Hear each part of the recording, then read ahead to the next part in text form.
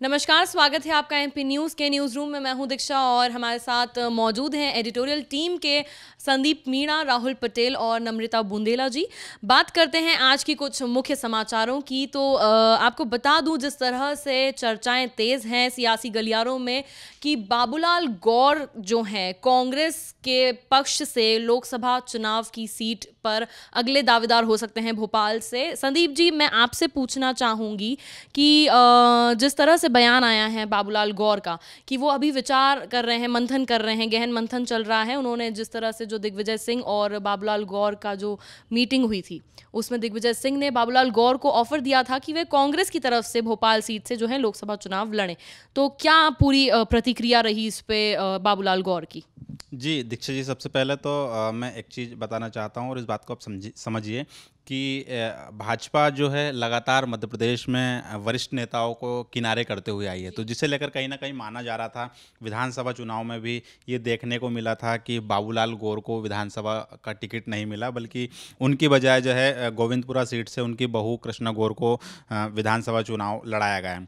तो वहीं कहीं न कहीं यहाँ पर ये माना जा रहा है कि भाजपा में जो है बाबूलाल गौर का जो है राजनीतिक करियर खत्म होने की कगार पर है। ऐसे में इस बीच मध्य प्रदेश के कांग्रेस के जो चाणक्य कहे जाने वाले पूर्व मुख्यमंत्री दिग्विजय सिंह बाबूलाल गौर से मुलाकात करते हैं और उन्हें इस दौरान एक ऑफर देते हैं कि आप कांग्रेस की सीट से भोपाल की जो लोकसभा सीट है जो वहाँ से चुनाव लड़िए और कांग्रेस आपको टिकट देने के लिए तैयार है। अब उन दिग्विजय सिंह का यह ऑफर देना कहीं ना कहीं एक कांग्रेस की एक बड़ी रणनीति है और ये रणनीति का परिणाम भी यह है कि भाजपा का अब जो भोपाल की संसदीय सीट है उस पर भाजपा का प्रभाव है, भाजपा का गढ़ मानी जाती है और एक मजबूत किला भी है। और कहीं ना कहीं उसी किले को ढहाने के लिए कांग्रेस ने अपनी चालें चलना शुरू कर दी हैं। और जिस तरीके से दिग्विजय सिंह ने, क्योंकि चूंकि दिग्विजय सिंह और पूर्व मुख्यमंत्री बाबूलाल गौर दोनों ही पूर्व सीएम हैं, एक कांग्रेस के और एक बीजेपी के, दोनों ही अपनी अपनी पार्टियों में बड़ी जगह भी रखते हैं और दोनों का काफ़ी अच्छा याराना भी है। ऐसे में समय समय पर दोनों ही नेताओं का मिलना जुलना भी होता है।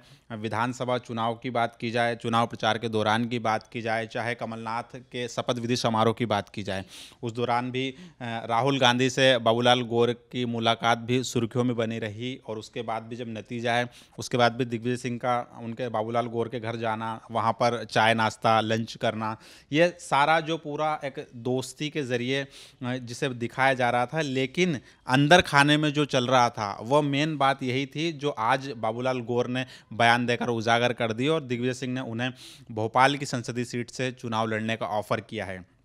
अब ये ऑफर पर यहाँ पर बाबूलाल गौर का बयान क्या आता है, उन्होंने दिग्विजय सिंह को क्लियर मना ना करते हुए उन्होंने ये बात कही है कि वो इस जो ऑफर दिया है इस पर विचार करेंगे। नहीं, साफ तौर पर यहाँ पर संदेश देना चाह रहे थे बाबूलाल गौर कि मध्य प्रदेश ही नहीं बल्कि देश की राजनीति में उनका जो राजनीतिक करियर अभी ख़त्म नहीं हुआ है, उनके पास अभी भी कुछ समय बचा हुआ है और जिसका वो है लोकसभा चुनाव में लड़ने की मंशा जाहिर करना चाहते हैं। यानी कि साफ तौर पर उन्होंने जिस तरीके से दिग्विजय सिंह को विचार करने की बात कही है, तो उससे ये लगता है कि बाबूलाल गौर की मंशा है कि वो लोकसभा चुनाव लड़े। तो कहीं ना कहीं अगर ऐसा होता है, चूँकि अभी टिकट के लिए दोनों ही पार्टी में काफ़ी मंथन होने वाला है, भाजपा की तरफ से भी कांग्रेस की तरफ से भी। पिछली अगर जो भोपाल संसदीय सीट को लेकर जो चुनावी रणनीति को लेकर वहाँ के चुनाव प्रभारी ने जो बैठक की भाजपा की तरफ से, उसमें भी ये खबरें आई थी कि इस बार भोपाल की लोकसभा सीट से बीजेपी कोई नया चेहरा उतार सकती है। चूँकि अभी सांसद आलोक संजर है वहाँ पर, तो उनका टिकट कट सकता है।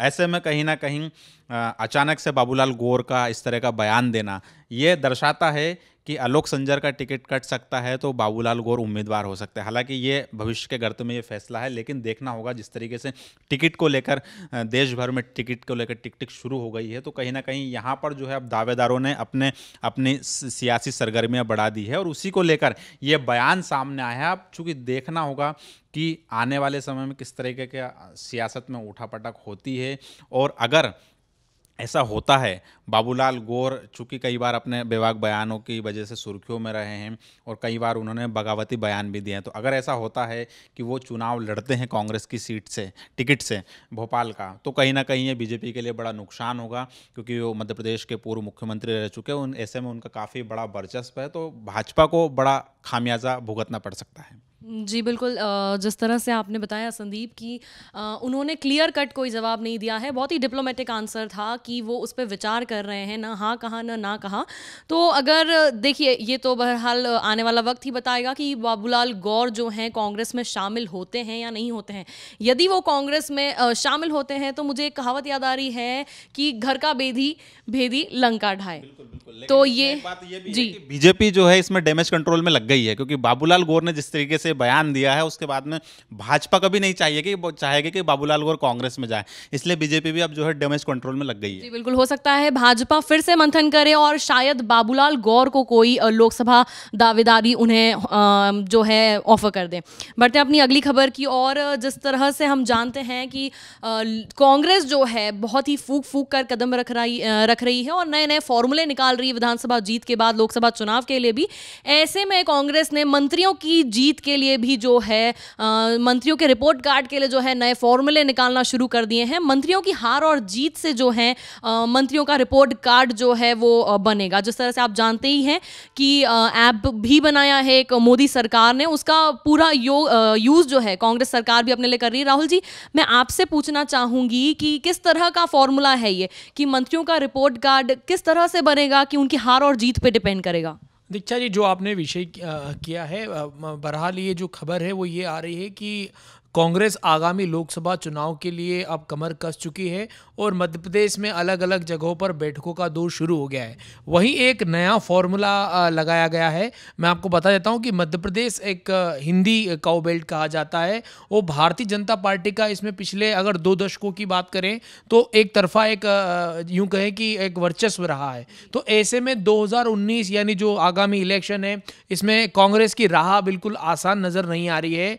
इसी को लेकर मंथन शुरू हो गया है और कांग्रेस ने नया फॉर्मूला तैयार किया है, नया फॉर्मूला इजाद किया, जिसमें यह कहा गया है कि जो 24 से 25 मंत्री हैं, कुछ मंत्रियों को अलग रखा, लेकिन फिर भी एटलीस्ट फॉर 24-25 मिनिस्टर्स उन्होंने एक टारगेट सेट किया है कि जितने भी ये मिनिस्टर्स हैं, जहां जहां के जिले के जिन्हें जिन्हें प्रभार मिले हुए हैं, वहां की लोकसभा सीट जितवाना उनकी प्राइमरी रिस्पॉन्सिबिलिटी है। उनको ये कहा गया है कि आपकी जिम्मेवारी है। जैसे इंदौर की बात करें या हम बात करें धार की या हम बात करें बड़वानी की या देवा शाजापुर की, तो ये जहाँ जहाँ के जो जिस प्रकार के मंत्रियों को एक एक जिला दिया गया, जिले का प्रभार दिया गया है, ऐसे में ये भी कयास लगाए जा रहे हैं कि पूरी तरह जो पूरी नेटवर्किंग कहें या यूं कहें कि इन लोगों के बीच में जाना और लोकसभा चुनाव को लेकर वोट परसेंट को बढ़ाना एक बड़ी चुनौती है कांग्रेस के लिए।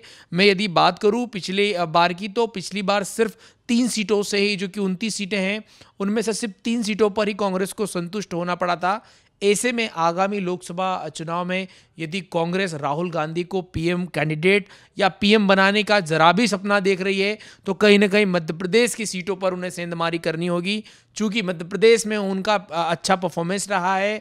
अगर हम विधानसभा इलेक्शन की बात करें तो इन तमाम सारी चीज़ों से हम कयास लगा सकते हैं कि आगामी लोकसभा चुनाव को लेकर कांग्रेस अब कमर कस चुकी है और लगातार जनसंपर्क कर रही है। वहीं यदि हम बात करें इस फॉर्मूले की, जिस तरह से आपने कहा था कि रिपोर्ट कार्ड, तो जी हाँ, बिल्कुल रिपोर्ट कार्ड मंत्रियों का ऐसा निकलेगा कि मान लीजिए ये आपकी लोकसभा सीट का आपको प्रभारी बनाया गया है, वहाँ से यदि आप किसी कैंडिडेट को जिता पाते हैं तो आपका रिपोर्ट कार्ड होगा कि आपने वहाँ के वोटों में भाजपा के वोटों में सेंधमारी की है, कितनी सीटें आपने निकाली। क्योंकि मंत्रिमंडल विस्तार कभी भी हो सकता है और ये पहले भी देखा गया है कि मंत्रिमंडल कभी भी फेरबदल हो जाता है, कभी भी किसी विधायक को मंत्री या मंत्री से विधायक बनाया जा सकता है। तो ऐसे में साफ तौर पर कांग्रेस का निशाना, या यूं कहें कि जो एक फॉर्मूला है, वो फॉर्मूला ये है कि जितने भी मंत्री हैं उनको ये साफ हिदायत दे दी है, अपने अपने क्षेत्र में जाइए, लोगों से मिलिए, चर्चा कीजिए, और जो लोकसभा सीट आपको दे दी गई है वो आपकी प्राइमरीली जिम्मेदारी है। अगर वो आप जीत जाते हैं तो आपके रिपोर्ट कार्ड में वो आपके नंबर है वो जो कि ऐड हो जाएंगे। तो सीएम कमलनाथ ने एक नया फॉर्मूला इजाद किया है। तो साफ तौर पर आगामी दिनों में जो प्रभारी मंत्री हैं, जो कैबिनेट मिनिस्टर्स हैं, वो अलग अलग जिलों में लोगों से चर्चा करेंगे, मिलेंगे और कुल मिलाकर इस तरह के जो कयास लगाए जा रहे हैं। लेकिन इसमें इस फॉर्मूले में कितनी सफलता मिलती है ये तो आने वाला कल बताएगा। लेकिन कांग्रेस ने साफ कर दिया है कि वो मध्य प्रदेश में इलेक्शन को हल्के में नहीं लेंगे और एक नया फॉर्मूला ईजाद किया लोकसभा चुनाव को देखते हुए। जी बिल्कुल, जिस तरह से हम देख रहे थे कि कांग्रेस ने पहले किसानों को जो है अपने मुद्दे पर लेकर उनके लिए हित का काम किया कि 2 लाख जो है उनका कर्ज माफ़ी की स्कीम लेके आए। उसके बाद उन्होंने जो है सारे केस वापस लिए जितने भी कार्यकर्ताओं पर लगे हुए थे, अधिकारियों पर लगे हुए थे, और ऐसे धीरे धीरे करके वो नए नए फॉर्मूले जो हैं ईजाद करते जा रहे हैं। बहरहाल ये देखना बड़ा ही दिलचस्प रहेगा कि कांग्रेस में लोकसभा चुनाव को लेकर कितने मंत्रियों का जो रिपोर्ट कार्ड है वो A ग्रेड ला पाता है। बढ़ते हमारी अगली खबर की और संदीप जी, मैं आपसे पूछना चाहूँगी कि जिस तरह से प्रियंका गांधी की अब जो है एंट्री हो चुकी है राजनीति में, इसको लेकर लोकसभा स्पीकर जो हैं हमारी सुमित्रा महाजन, उनने तंज कसते हुए राहुल गांधी पर कुछ बयान दिए हैं। क्या है ये पूरे बयान? जी, निश्चित तौर पर दीक्षा जी, जिस तरीके से राहुल गांधी ने अपनी बहन प्रियंका गांधी को कांग्रेस का राष्ट्रीय महासचिव बनाकर यूपी की कमान सौंपी है, तो उससे कहीं ना कहीं कांग्रेस में एक उत्साह का माहौल देखा जा रहा है और कांग्रेस के जो कार्यकर्ता हैं वो पूरी तरीके से एक उन्हें ऊर्जा मिली है, रिचार्ज हुए हैं। वहीं अगर बात की जाए विपक्ष की, तो यानी कि सत्ता पक्ष में जो भाजपा है उसकी बात की जाए, तो वहाँ से प्रतिक्रियाओं का दौर आना शुरू हो गया और लगातार कांग्रेस के इस फैसले पर, राहुल गांधी के इस फैसले पर भाजपा के तमाम नेता है वो निशाना साध रहे। इसी कड़ी में बात की जाए लोकसभा स्पीकर सुमित्रा महाजन और इंदौर सांसद ताई की, तो वो अपने सरल, सौम्य और सहज शांत स्वभाव की वजह से जानी जाती है। और ऐसे में राहुल गांधी ने जिस तरीके से प्रियंका गांधी को देश की राजनीति में एंट्री दिलाई है, तो उसको लेकर सुमित्रा महाजन ने जो प्रतिक्रिया दी है उसका ये कहना था कि राहुल गांधी ने कहीं ना कहीं ये साबित कर दिया है कि वो अकेले राजनीति नहीं कर सकते। यानी कि साफ तौर पर ताई का यहाँ पर कहना था कि मिशन 2019 जो है राहुल अकेले नहीं लड़ सकते थे ये चुनाव, और ऐसे में उनको यहाँ पर अपनी बहन का सहारा लेना पड़ा। तो एक तरीके से बड़े ही सिंपल स्वभाव में सुमित्रा महाजन ने प्रियंका गांधी की तारीफ भी की कि वो एक बहुत अच्छी महिला थी। साथ ही साथ राहुल गांधी पर ताई ने अपने ही अंदाज में तंज कसा। ये तो खैर तंज की बात थी, लेकिन जिस तरीके से देखा जाए देश की सियासत में, तो जो देश की सत्ता का रास्ता यूपी से होकर गुजरता है, और अगर बात की जाए ज्योतिरादित्य सिंधिया की, तो वो भी एक युवा चेहरे हैं और प्रियंका गांधी भी एक युवा चेहरा है। तो ऐसे में इन दोनों ही चेहरे को युवा कार्ड के तौर पर राहुल गांधी ने यूपी की कमान सौंपी और यूपी को जीतने के लिए यहाँ पर उन्हें मिशन के तौर पर भेजा गया है। तो अब देखना होगा कि किस तरीके से यूपी में प्रधानमंत्री नरेंद्र मोदी और सीएम योगी आदित्यनाथ, चूँकि वहाँ पर योगी सरकार है, तो किस तरीके से कांग्रेस वहाँ पर हम अपने जो है योगी को, सीएम योगी आदित्यनाथ को और प्रधानमंत्री नरेंद्र मोदी को टक्कर देते हैं, क्योंकि वहाँ पर बसपा और सपा यानी कि बुआ और बबुआ की जोड़ी ने गठबंधन कर कांग्रेस को अलग थलग कर दिया। तो ऐसे में कांग्रेस के सामने एक बड़ी चुनौती थी। ऐसे में राहुल गांधी ने अपना ये ट्रम्प कार्ड खेला है। चूँकि अब देखना होगा कि राहुल गांधी की उम्मीदों पर प्रियंका गांधी किस तरीके से खरा उतरती है। शायद वो लोकसभा चुनाव भी लड़ सकती है रायबरेली से, तो ऐसे में ये आने वाला समय बताएगा। लेकिन फिलहाल जो है भाजपा ने प्रियंका गांधी को जो एंट्री दिलाई है राहुल गांधी ने, तो उस पर जो है बीजेपी के तमाम नेताओं ने तंज कसना शुरू कर दिया है। जी बिल्कुल, जिस तरह से आपने बताया संदीप की प्रियंका गांधी की राजनीति में एंट्री के बाद जो है सुमित्रा महाजन ने उन पे तंज कसा है कि राहुल गांधी जो हैं अकेले चुनाव नहीं लड़ सकते। तो मेरे हिसाब से तो एक बहुत ही अच्छी लाइंस हैं इंग्लिश में, everything is fair in love and war and politics is about war.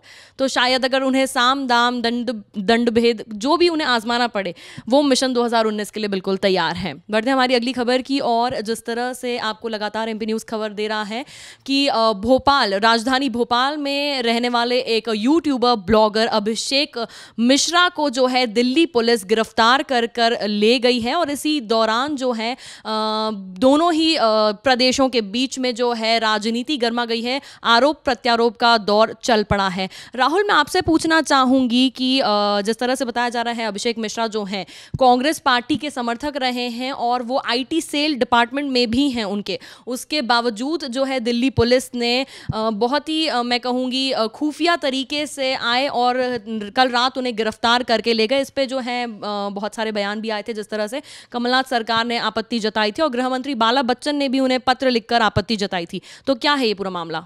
देखिए, मध्य प्रदेश में जिस प्रकार से अभी ये जो एक बड़ी गिरफ्तारी हुई है, कांग्रेस की सत्ता है और कांग्रेस के ही आईटी से जुड़े हुए या मध्य प्रदेश में कांग्रेस के लिए जो ब्लॉग लिखते हैं उन्हें गिरफ्तार किया गया है और उन पर आरोप लगाया है कि ये धार्मिक भावनाओं पर कहीं ना कहीं भड़काऊ बयान और भड़काऊ चित्र और भड़काऊ ब्लॉग लिख रहे हैं, जिससे धार्मिक भावना आयत हो रही है। तो इसको लेकर अब प्रदेश की सियासत गर्मा गई है। भारतीय जनता पार्टी ने साफ तौर पर कहा है कि कांग्रेस के जो ब्लॉगर हैं वो हमारी धार्मिक भावनाओं पर कहीं ना कहीं वार कर रहे हैं। बीते दिनों भी एक पोस्टर वायरल हुआ था जिसमें प्रियंका गांधी को दुर्गा का अवतार बताया है। तो ऐसे में कई लोगों ने उस पर आपत्ति दर्ज कराई थी कि कोई भी व्यक्ति भगवान तुल्य नहीं हो सकता या उनसे बड़ा नहीं हो सकता। तो किसी भी व्यक्ति को, क्योंकि कई बार ये खेलों में भी होता है, कई बार ये राजनीति में भी होता है कि कई प्रशंसक सीमाएं लांघकर धार्मिक भावनाओं को आहत करने तक बार पहुंच जाते हैं या आमदा हो जाते हैं। तो ऐसे में प्रियंका गांधी जिस तरह से जिनकी राजनीतिक एंट्री हुई है, कई लोग उन्हें आयरन लेडी इंदिरा गांधी की तुलना भी कर रहे हैं, तो कई लोग कर रहे हैं कि दुर्गा आई है। इस तरह के भी कुछ बीते दिनों कुछ पोस्टर वायरल हुए हैं। लेकिन कुल मिलाकर लोगों का साफ कहना है, क्योंकि ये धार्मिक भावनाओं से जुड़ा हुआ मुद्दा है और दुर्गा की जो एक पूजा है हिंदू धर्म में बड़ी ही एक पवित्र मानी जाती है और यूं कहा जाता है कि देवी का अवतार है और देवी की सब जगह पूजा की जाती है। तो ऐसे में किसी भी व्यक्ति विशेष का या किसी स्त्री का देवी से तुलना करना ये बिल्कुल कतई सही नहीं है। तो इस तरह का ही एक मामला था जिसमें आईटी सेल के जो अभिषेक मिश्रा है उन पर यह आरोप था कि ये धार्मिक भावनाएं भड़का रहे हैं और इसी को लेकर दिल्ली में उनकी गिरफ्तारी हुई है। बात करें यदि पूरे मामले की मसले की, तो ये कोई पहला मामला नहीं है। अलग अलग पार्टियां इस प्रकार के भड़काऊ पोस्ट डालती है। जिस प्रकार से दिन प्रतिदिन राजनीतिक स्तर गिर रहा है लोगों का, या यूं कहें कि दोनों ही पार्टियां, या दोनों ही पार्टियां क्यों, तमाम देश की जितनी भी राजनीतिक पार्टियां हैं, आज की तारीख में ये 2014 से सिलसिला शुरू हुआ था। नरेंद्र मोदी जब 2014 में पीएम कैंडिडेट के तौर पर इलेक्ट हुए थे, तब ये सोशल मीडिया पर एक वॉर शुरू हुआ था और 2014 में नरेंद्र मोदी ने भी कहा था कि आगामी जो लोकसभा का चुनाव है हम सोशल मीडिया वॉर के तहत जीतेंगे। तो सोशल मीडिया एक बड़ा प्लेटफॉर्म है और अब लोग इसे धार्मिक भावनाओं को आहत पहुंचाने के लिए या यूं कहें कि राजनीतिक फायदों के लिए अलग अलग तौर पर यूज़ कर रहे हैं। कहीं इस मामले की मैं बात नहीं करता कि इसमें कौन सही है या कौन गलत है। इसको लेकर बाला बच्चन का भी बड़ा बयान आया कि हार के बाद भारतीय जनता पार्टी बौखला गई है। लेकिन बाकी सारी तमाम चीज़ें, सियासत एक तरफ है, वहीं कुछ धार्मिक भावनाओं का देश कहा जाता है भारत। और ऐसे में कोई भी राजनीतिक पार्टी धर्मों का ध्रुवीकरण करके या अलग थलग और आपत्तिजनक बयान देकर अगर कोई राजनीति करता है तो लोगों को आपत्ति होगी। इसी को लेकर दिल्ली में उनकी गिरफ्तारी हुई है। अभी जिस तरह से उनसे पूछताछ चल रही है, तो आगामी दिनों में ये भी क्लियर होगा कि आखिर इसके पीछे के असली कारण क्या थे, क्या वो दोषी थे या ये पूरा एक राजनीतिक प्रोपोगेंडा था। तो आगामी दिनों में क्लियर होगा। लेकिन पार्टियों को भी ये बात समझनी चाहिए कि किसी की धार्मिक भावनाओं को आहत किए बगैर भी राजनीति हो सकती है। आपने बिल्कुल सही कहा था कि साम दाम दंड भेद सब अपनाते हैं, लेकिन ये भी ध्यान रखना होगा कि हमारा जो देश है वो अलग अलग संस्कृतियों का देश है। ऐसे में किसी की धार्मिक भावनाओं को आहत पहुँचा के यदि वोट बैंक को अपनी तरफ आकर्षित किया जाता तो ज़्यादा लंबे समय वो राजनीति नहीं चलती है और बहुत जल्दी उसका पटाक्षेप हो जाता है। बहरहाल ये पूरा एक मामला था जिसके बाद से मध्य प्रदेश की सियासत गर्मा गई है। जी बिल्कुल राहुल, जिस तरह से आपने बताया कि प्रियंका गांधी को जो है दुर्गा का अवतार बताया गया, तो इसी चीज़ पे लेकर इतना बवाल होना लाजमी नहीं है, क्योंकि हर एक नारी को, क्योंकि हम आप जैसे कह रहे हैं भारत संस्कृतियों का देश है, तो नारी को तो वैसे भी दुर्गा का अवतार बताया जाता है। तो अगर प्रियंका गांधी को उन्होंने दुर्गा का अवतार बता दिया, तो इसमें मुझे नहीं लगता कि किसी भी आरोप या धर्म की भावनाओं को जो है ठेस पहुंचाने जैसी कोई बात थी। फिर भी उनकी गिरफ्तारी किस चीज़ को लेकर हुई? देखिए, नारी को जिस तरह से आपने कहा कि एक दुर्गा का अवतार माना गया है, और नारी का सभी हम पूजा भी करते हैं, सम्मान भी करते हैं, सभी लोग करते हैं। लेकिन किसी राजनीतिक पार्टी के परिप्रेक्ष्य में यदि किसी नारी को दुर्गा का अवतार बताया गया है, वहीं ये भी कहा है कि नरसंहार करेंगी या दुष्टों का संहार करेगी, तो ये राजनीति से प्रेरित पोस्ट था, जिसके बाद राजनीति गरमाई है। यदि आप किसी स्त्री की अगर दुर्गा के रूप में पूजा करते हैं तो आप बिल्कुल कर सकते हैं, इसमें कोई समस्या, कोई आपत्ति नहीं है। या कोई ऐसा धार्मिक आयोजन है, उसमें भी अगर रखना चाहें तो रख सकते हैं। जी बिल्कुल राहुल, जिस तरह से आपने बताया कि इससे पहले भी वो बहुत सारे आपत्तिजनक पोस्ट कर चुके हैं, पर इस तरह की गिरफ्तारी जो है न्याय में बने हुए रूल्स और रेगुलेशंस पर जो हैं क्वेश्चन मार्क की तरह दिख रहे हैं। सो इस पर और कितनी राजनीति में जो है चर्चाएं तेज़ होती हैं, या क्या आरोप प्रत्यारोप लगते हैं दोनों प्रदेशों की सरकारों के बीच में, ये देखना बड़ा ही दिलचस्प रहेगा। ताज़ा तरीन खबरों के लिए आप जुड़े रहिए MP न्यूज़ के साथ। नमस्कार।